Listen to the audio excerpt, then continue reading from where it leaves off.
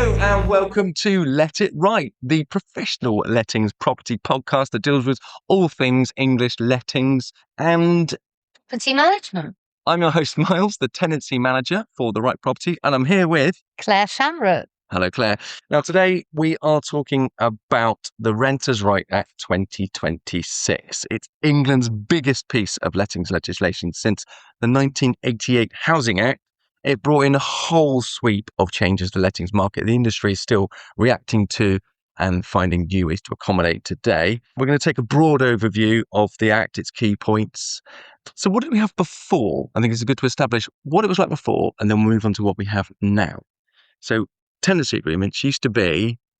They used to be assured periodic tenancies, whereby in our area they would be a 6-month assured.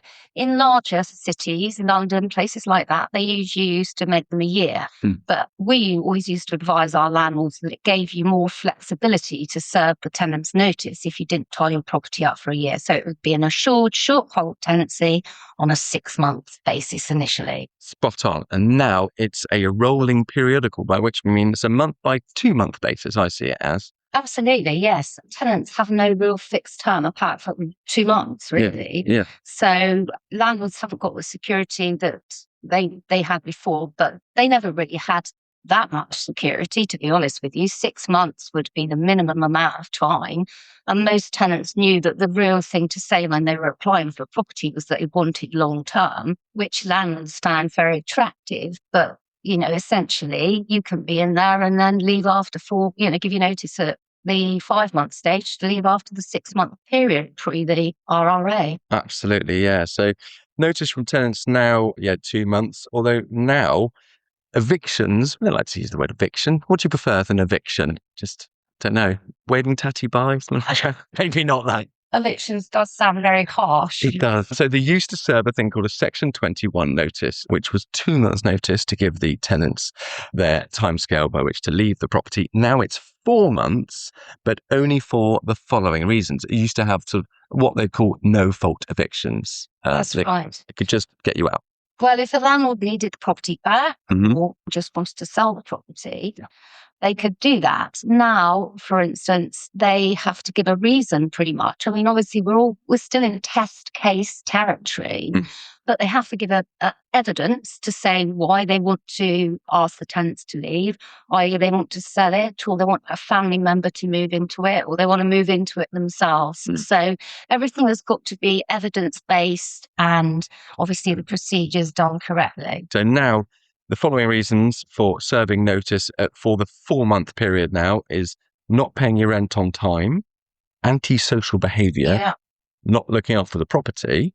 Yeah. That's a bit grey area. Yes, it depends really how the judge would feel on the day, I think, about a lot of those issues. And obviously, again, everything has got to be evidence-based. So if you want to get the property back, you need to be documenting whether on each property visit the tenant has reported something hasn't addressed. If the tenant hasn't been looking after the property and it's been reported, the landlord knows that, for instance, we're always saying that there's a condensation issue, the windows aren't being opened, or they've got their tumble dryer going with a lot of vent extracted to the outside. So it seems like we live in a very pedantic world, but as far as lettings and property tenancies go, that's the world we've got to live in. Everything's got to be evidenced. Yeah, I completely 100% agree. You've got to really provide proof of every single decision you make and also back it up with evidence. Also, though, they can serve notice for if the tenancy was for certain purposes, if it was connected to your work. If someone came and said, look, I've only got this 6-month period by which I've got to stay here, say I work at a holiday camp, something like that, and they're happy to leave, they can be served notice. It's for temporary or supportive accommodation. Yeah, again, it's one of those areas that I think might become a bit grey, because happiness at the start, as we know, we've all had relationships, can be completely and utterly fine. But when both parties don't agree, it can become grey. So again, there's a lot of test case, no doubt, that we will encounter. What a lovely way of looking at it. I've never seen it like that. With that, relationships at the end of the day, isn't it? It is, isn't it? You're right. Yeah. I don't think in much more black and white binary terms, but you're completely right. I mean, it's all tied to your emotional feeling around. It's the home, isn't it? At the end of the day. How many times have you heard, us landlords, we get very fond of lovely tenants, don't we? Mm. Likewise, sometimes tenants don't know their landlords, but through us will get an indication of what these characters are like.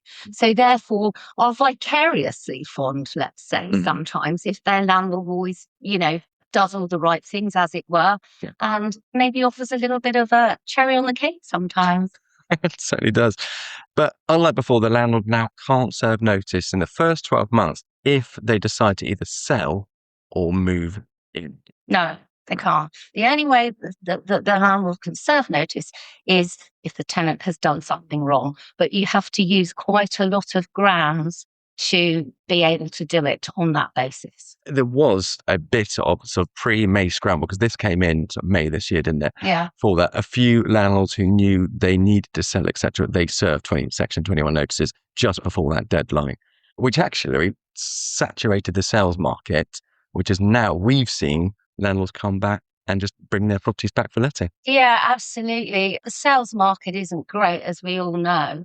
And I think as a result of that, serious investors are looking to sort of extend their portfolios, which is a very optimistic thing. So from that point of view, the real serious landlords, the real serious investors, I think will take this current market situation as an opportunity rather than a negative.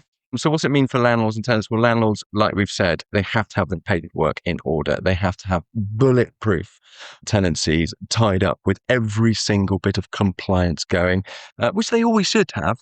But I think if anything, this legislation has proven that the agents who do it right, i.e. us, Yes, have always done it right.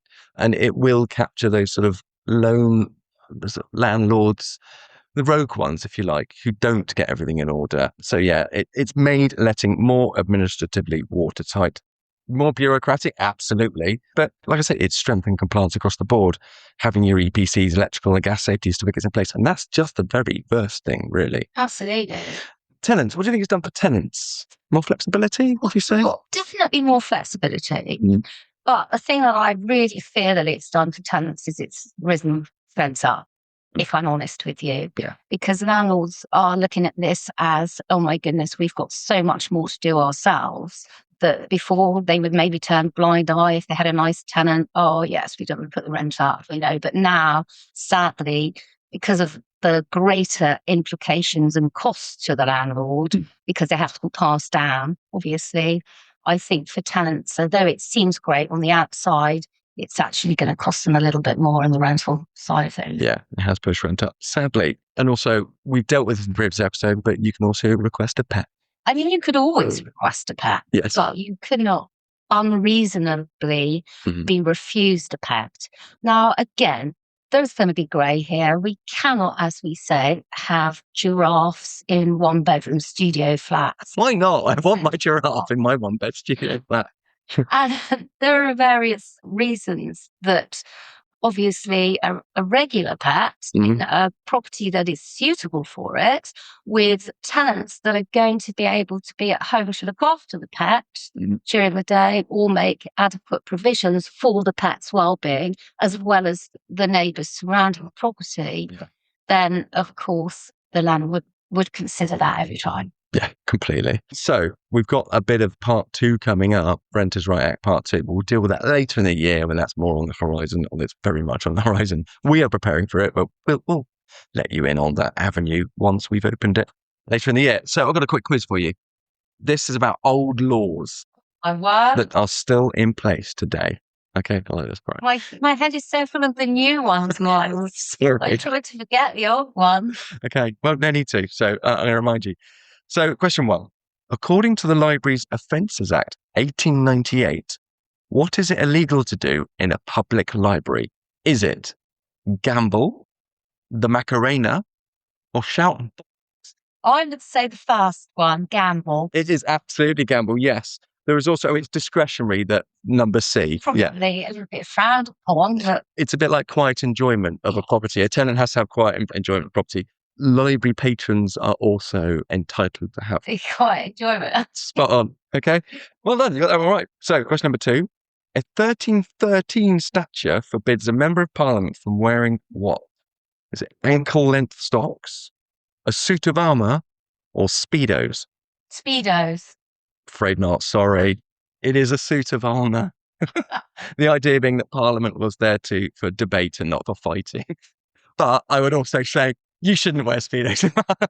Okay, right, number 3.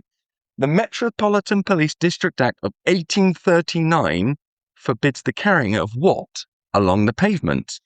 An otter, Katy Perry, or a plank of wood? Plank of wood. It is plank of wood. Fantastic, yeah. Unless it's for a specific reason, like you're a joiner or something like that, you cannot carry a plank of wood along. Gotten all those ancient laws. I would love to see someone arrested for carrying plank of wood perfectly innocently. I wouldn't really. I'm not a fascist.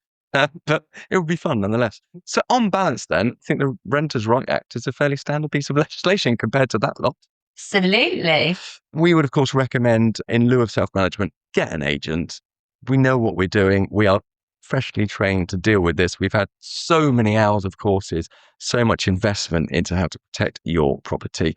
A landlord, it can be a full-time job. Thank you ever so much for listening. Claire, did you have something you want to say? Got any queries at all and you need some help with management, give us a call on 01271 374 062. Obviously, if you're with the right property already, we've got you covered. Have a great day. Bye. Bye.